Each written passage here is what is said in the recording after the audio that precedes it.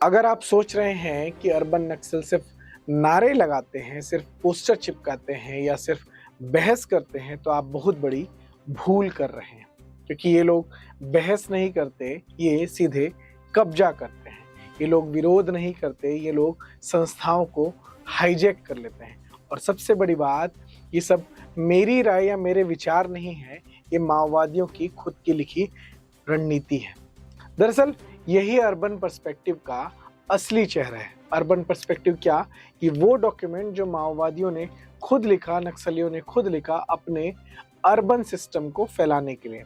Urban नक्सल files के इस दूसरे एपिसोड में हम उसी किताब का सबसे खतरनाक चैप्टर खोल रहे हैं, जिसका नाम है फ्रैक्शनल वर्क।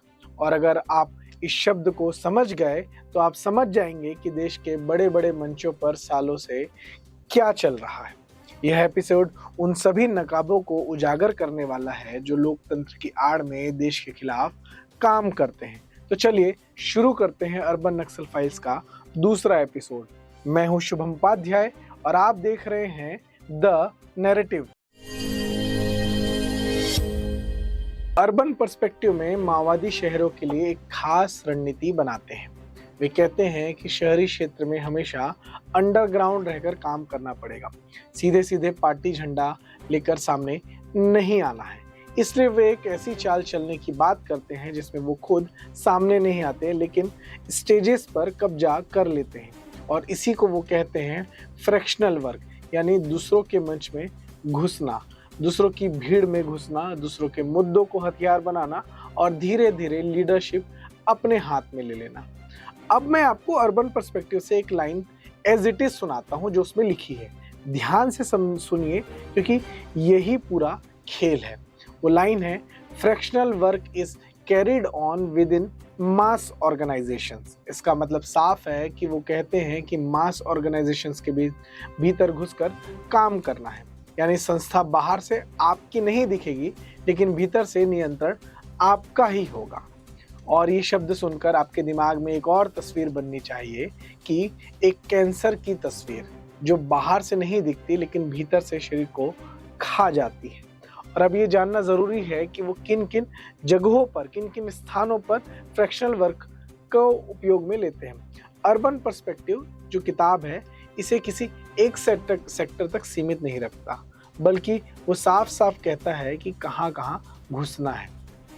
वो बात करते हैं ट्रेड यूनियंस की, स्लम कमेटीज़ की, लोकेलिटी की, संगठन की, जो यूथ ऑर्गेनाइजेशंस है उनकी, स्टूडेंट ऑर्गेनाइजेशंस की, महिलाओं के संगठन की, कंप्यूटर एसोसिएशन की, कल्चरल क्लब की, स्पोर्ट्स क्लब की, और तो और आपकी लाइब्रेरी, पब्लिक लाइब्रेरी तक की।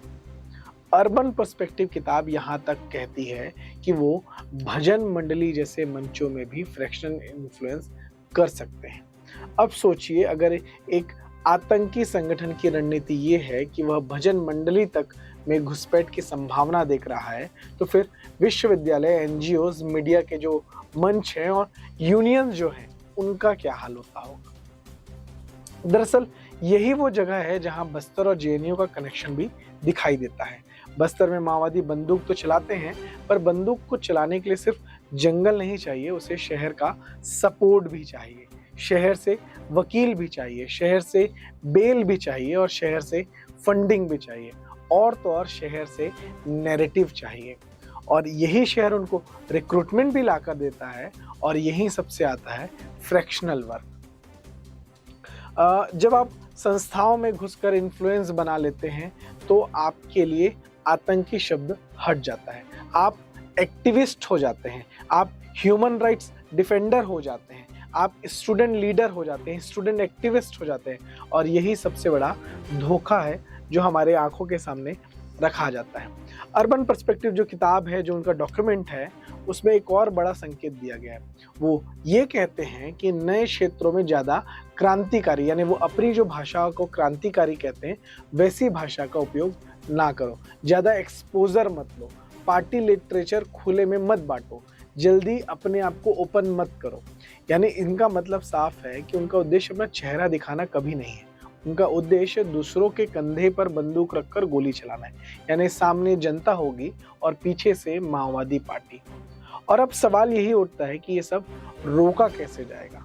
तो पहली बात यह है कि किसी भी आंदोलन को जो हमारे सामने हो रहा है, चाहे वो हसदेव बचाओ से लेकर वो दिल्ली तक के सड़क पे संसद के बाहर हो रहा हो आंदोलन, उसको तुरंत सही मत मानिए।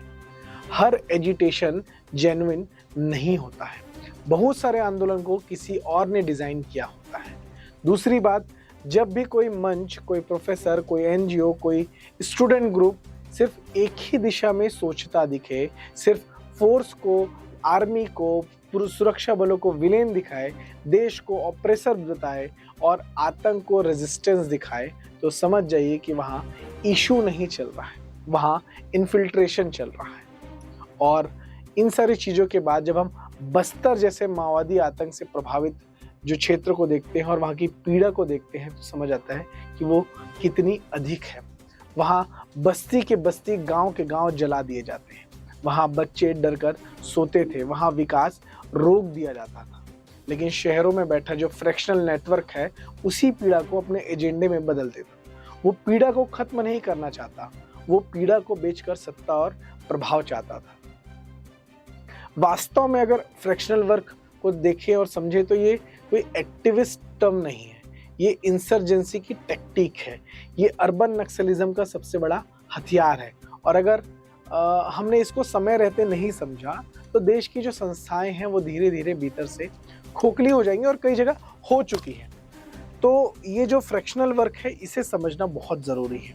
ये दूसरा एपिसोड था और हम अर्बन पर्सपेक्टिव जो किताब है, जो इनका डॉक्यूमेंट है, जो लीक डॉक्यूमेंट है, उसके माध्यम से आपको नक्सल ऑर्गेनाइजेशन के अर्बन नेटवर्क को कैसे एक्सपांड किया, कैसे इन्होंने सारी चीज़ें स्थापित की, उससे बता रहे हैं।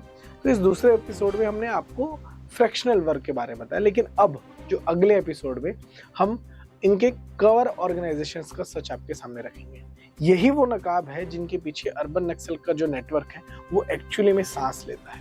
अगर आप चाहते हैं कि माओवाद की जो पूरी सच्चाई है वो सभी लोगों तक पहुंचे, तो अर्बन नक्सल फाइल्स की जो ये एपिसोड्स हैं, जो सीरीज़ है, उसे अधिक से अधिक लोगों तक शेयर कीजिए और कमेंट में लिखकर बताइए कि अर्बन नक्सल एक्सपोज्ड, और इस सीरीज़ को फॉलो कीजिए, क्योंकि ये लड़ाई जंगल की नहीं है, ये लड़ाई भारत की आत्मा की है।